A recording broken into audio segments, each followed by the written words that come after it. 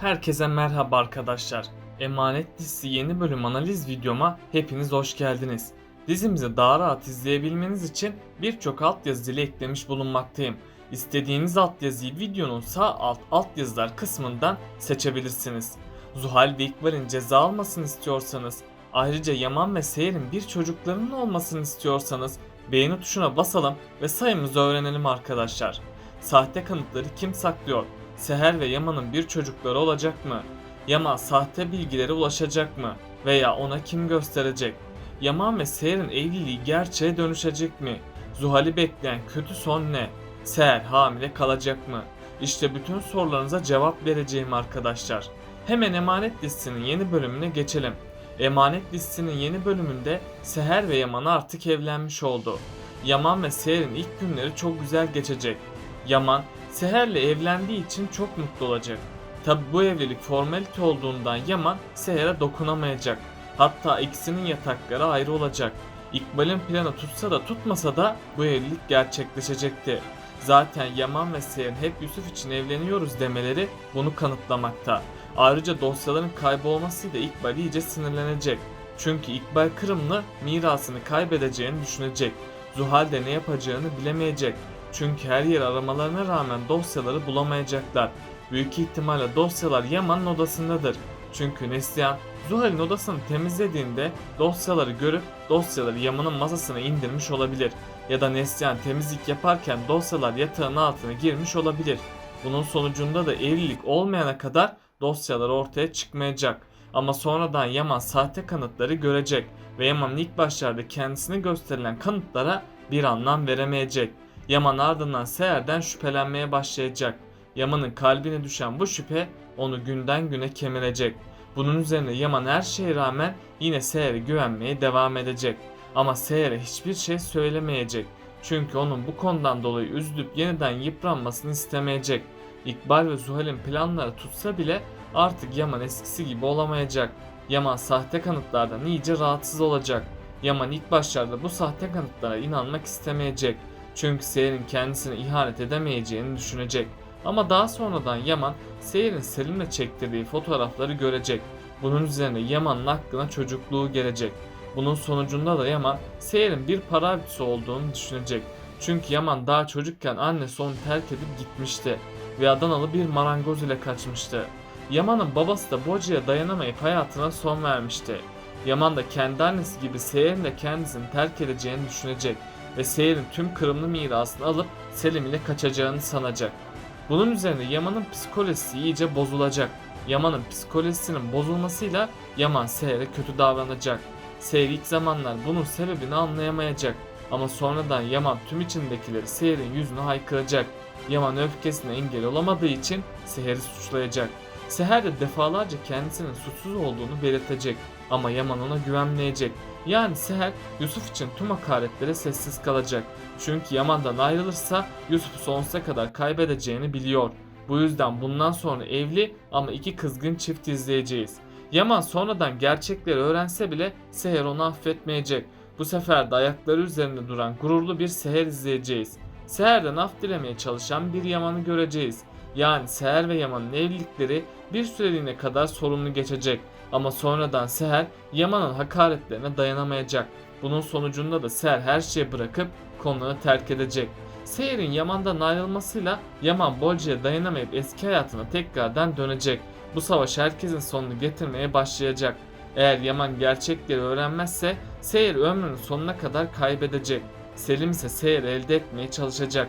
Ama Selim asla Seher'i elde edemeyecek. Çünkü Seher en başından beri onu abisi olarak görüyordu. Hatta Selim'e abi gözüyle baktığını defalarca haykırmıştı. Selim de Seher'in bu üzüntüsünü görüp gerçekleri Yaman ve Seher'e anlatacak. Tabi İkbal gerçeklerin ortaya çıkmaması için Selim'i tehdit edecek. Selim de her şeye rağmen gerçeği herkese söyleyecek. Yaman da hata yaptığını anlayıp Seher'in peşinden koşacak. Seher ise onu şimdilik affetmeyecek. Ayrıca Seher Yaman'a kızgın davransa da sonradan pişman olacak. Çünkü Seher Yaman'ın kötü bir insan olmadığını görecek. Bu yüzden Seher Yaman'ı affedecek. Ardından Yaman Seher'e daha da yakın davranmaya başlayacak. Çünkü Yaman artık tamamen pişman olmuş durumda. Bu yüzden Seher ve Yaman daha da yakınlaşacak ve aralarında güçlü bir bağ oluşacak. Yaman ve Seher'den bir sevindirici haber daha gelecek. Bunun üzerine Yaman ve Seher'in evliliği gerçeğe dönüşecek.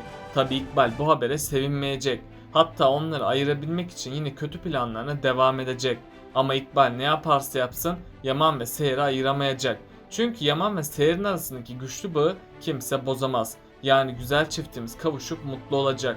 Ayrıca artık Yaman asla Seher'i bırakmamaya söz verecek. Ve Yaman ne yaşanırsa yaşansın aşkı için mücadele edecek. Seher de bundan sonra daha dikkatli olmaya başlayacak. Çünkü Seher Yaman'ı kaybetmek istemeyecek. Bu yüzden Seher de Yaman için mücadele edecek. Seher Yaman'a hayatın iyi tarafının da olduğunu gösterecek. Yaman da Seher'in temiz kalbini görüp hayatına yeni bir sayfa açmak isteyecek. Yani Yaman ve Seher hayatlarına yeni bir başlangıç yapacaklar. Bunun üzerine çiftimiz daha çok yakınlaşacak. Yakında Seher ve Yaman'ın bir bebekleri de olacak. Büyük ihtimalle Seher yeni bölümlerde kendisini halsiz hissedecek ve Seher hastaneye gidecek. Seher'in hastaneye gitmesiyle dünyalar onun olacak. Çünkü doktorlar onun hamile olduğunu söyleyecek. Seher de bu sevinci Yaman ile paylaşmak için hemen onun yanına gidecek. Yaman da bir bebeğinin olacağını duyunca çok sevinip tüm soruları unutacak. Seher'in bebeği herkesin hayatını değiştirecek. Ama İkbal ve Zuhal yine onlara rahat vermeyecek. Çünkü Seher ve Yaman ayrılmaları için bebeği onların elinden alacak. Eğer İkbal tekrardan Yaman'ın aklına kötü fikirler koyarsa Yaman tekrardan Seher'e düşman olabilir. Ama Arif Baba devreye girecek ve Seher ile Yaman birlikteliğine bir zarar gelmesine izin vermeyecek. Yusuf'un velayet davası da tamamen çözülecek. Yaman ve Seher evlendiği için sosyal hizmetler Yusuf'u onlara verecek. Böylece sonunda Seher Yusuf'un kalıcı velayetini almış olacak. Yusuf da bu haberi duyar duymaz çok sevinecek. Çünkü Yusuf'un artık hem annesi hem de babası olmuştur.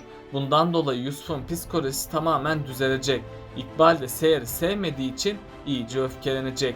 Zuhal de bu evlilikten dolayı İkbal'i sorumlu görecek. Zuhal'in iyice sinirlendiğini gören İkbal ne yapacağını bilemeyecek. Bunun üzerine İkbal ve Zuhal tüm gücüyle tekrardan Seher'e saldıracaklar.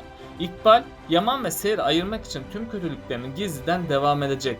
İkbal planlarında dikkatli olmaya çalışsa da onların sonu yakında gelecek. Çünkü Zuhal yüzünden onların gerçek yüzü yakında ortaya çıkacak.